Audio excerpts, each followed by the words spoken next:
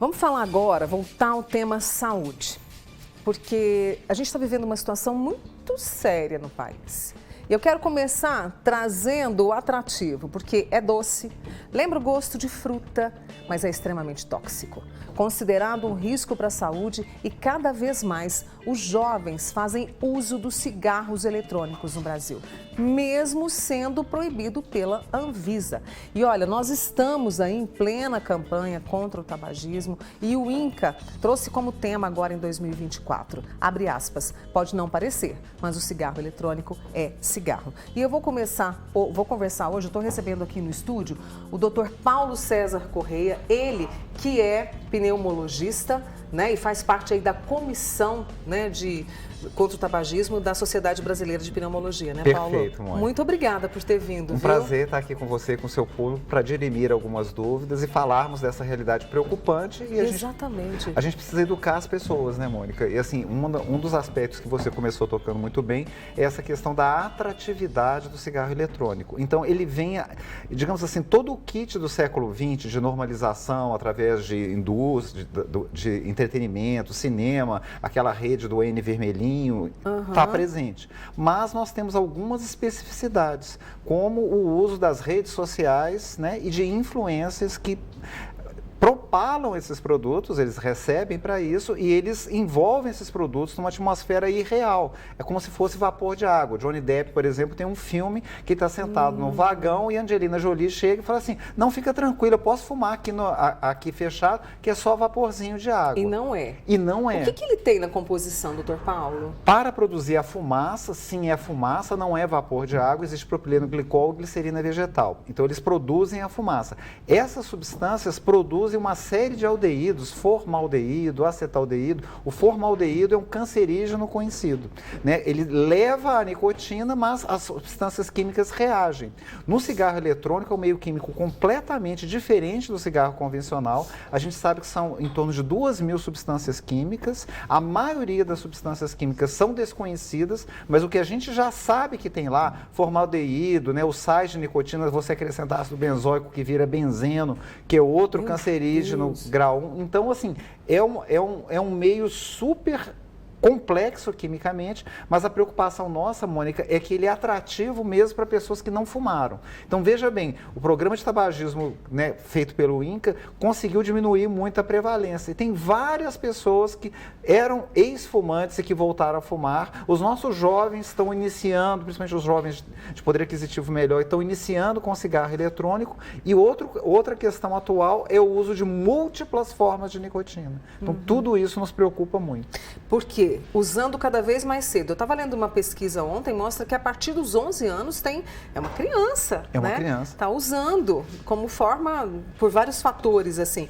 Isso ao longo do tempo, porque a gente sabe o risco, né, do cigarro. Isso ao longo do tempo, o que pode trazer para a saúde? A gente sabe assim que o cigarro eletrônico ele não é seguro e que para algumas doenças a gente já conseguiu coletar evidências científicas para poder, então assim, do ponto de vista da síndrome metabólica, né, que é a obesidade, diabetes, né, então síndrome metabólica, hipertensão, risco cardiovascular e de derrame, eles são iguais aos cigarros convencionais.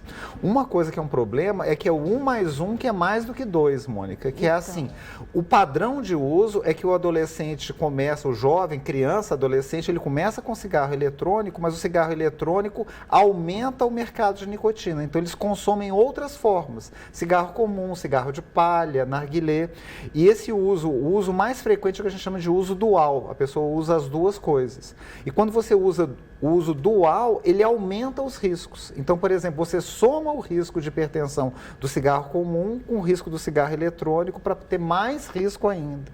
Então, além disso, a gente tem vários problemas que são específicos do cigarro eletrônico. Por exemplo, a inalação de metais. Então, por exemplo, o níquel, tem uma série de metais pesados que são inalados. O níquel é 2 a 100 vezes maior nos usuários de cigarros eletrônicos do que no cigarro convencional. O níquel está relacionado com câncer de seios da face e com câncer de pulmão. Por exemplo, existem metais que estão associados à dificuldade de aprendizagem nos jovens. E se as pessoas são idosas, que a gente, como pneumologista, pneumologista, a gente vê muito isso. Pessoas que têm DPOC, que tinham parado de fumar o cigarro convencional. Ah, esse cigarro é bonzinho, ele tem só vapor de água, eu vou voltar a fumar. E aí, desenvolvimento de Alzheimer nessa população mais idosa que está. Outro aspecto interessante e preocupante que os estudos mostraram é o desenvolvimento de AVC, de derrame 10 anos mais cedo na população que usa cigarro eletrônico comparado a cigarro convencional. O que você está mostrando para a gente aqui, Paulo, com toda a franqueza, é o caos. É o caos. É o caos para os próximos, não digo nem a longo prazo, mas a curto prazo a mesmo, curtíssimo né? prazo. E aí a gente tem a Anvisa que proíbe, me corrija se eu estiver errada, a fabricação, a distribuição e a comercialização, e a gente vê esses jovens e outras pessoas fumando. E aí, como é que fica diante dessa gravidade, com todas essas pesquisas e estudos? A resolução 855 da Anvisa proibiu. O que eles fizeram? O Brasil é um país de dimensão continental. Exatamente. Então, coibir contrabando realmente é um aspecto muito difícil. Mas existem várias iniciativas importantes que estão sendo feitas, mas assim, a gente sabe que o comércio eletrônico, ele é feito para burlar as leis. Então, por exemplo, assim, foi identificado, por exemplo, que no iFood, por exemplo, é possível comprar cigarros eletrônicos. Você digita o nome dos cigarros eletrônicos e várias das empresas entregam cigarros eletrônicos. Existe também a criação dos sites que são proibidos, mas assim, os sites, existe até um trabalho muito interessante que a Anvisa faz com inteligência artificial que permite detectar esses sites. Mas aí, por exemplo, ele fala assim, cigarro eletrônico for you. FOR, for you.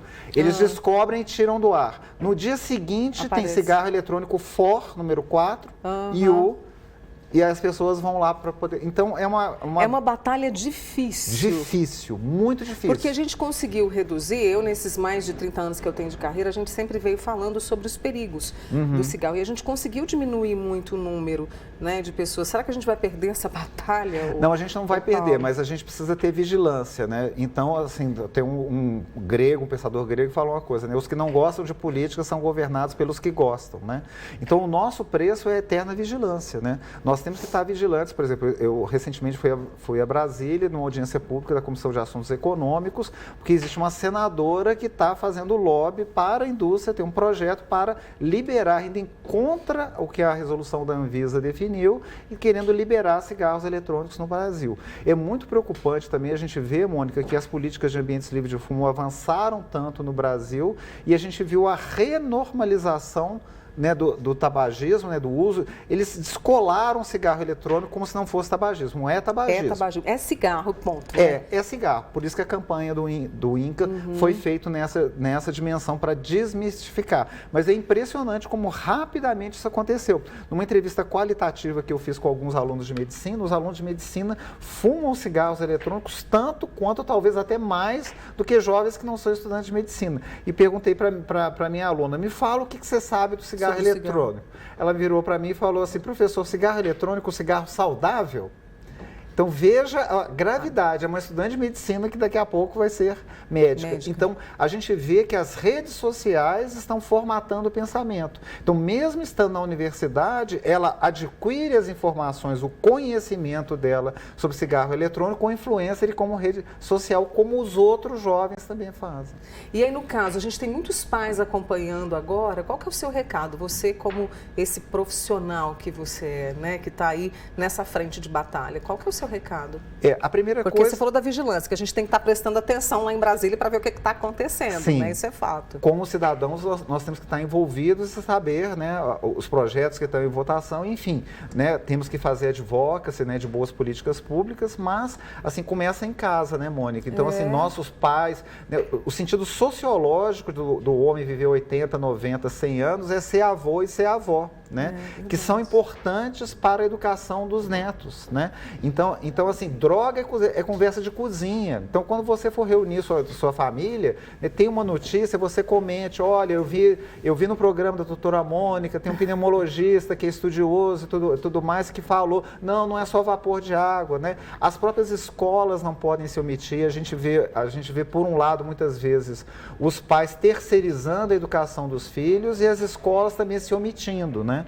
Então, assim, é uma coisa que assim, o meio da escola tem que ter oposição posições, ter atitudes de oposição a cigarro. A gente vê, por exemplo, em educação de jovens adultos no horário noturno, em que não existe oposição em escolas públicas, né? As pessoas podem fumar dentro da sala de aula, por exemplo.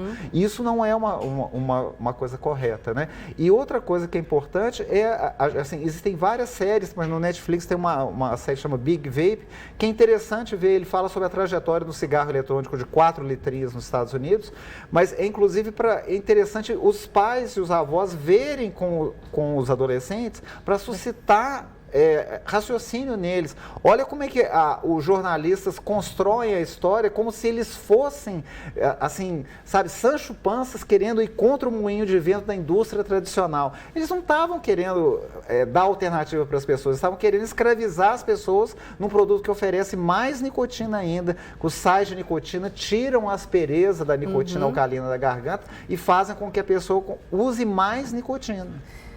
Esse alerta que o Dr. Paulo Correia, ele que é pneumologista, né, e presidente também da Comissão Antitabagismo da Sociedade Brasileira de Pneumologia, trouxe aqui para todos nós. Compartilhe esta entrevista e olha só, a gente vai ter hoje e amanhã a 4ª jornada de pneumologia do Triângulo com vários profissionais como o Dr. Paulo e você pode participar. É aberto a toda a população, né, Túlio? Qual que é o arroba para a pessoa participar que eu esqueci de anotar aqui?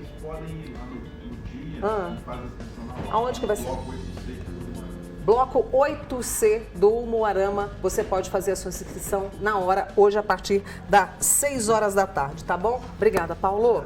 Volte mais vezes, Obrigado viu? a você. Mônica, para quem quiser, eu vou dar hoje à noite uma aula sobre cigarros eletrônicos, eu vou mostrar as 4 gerações de dispositivos e mostrar algumas das evidências e também como é o marketing da indústria. Obrigado. Vai ser muito legal. Obrigada.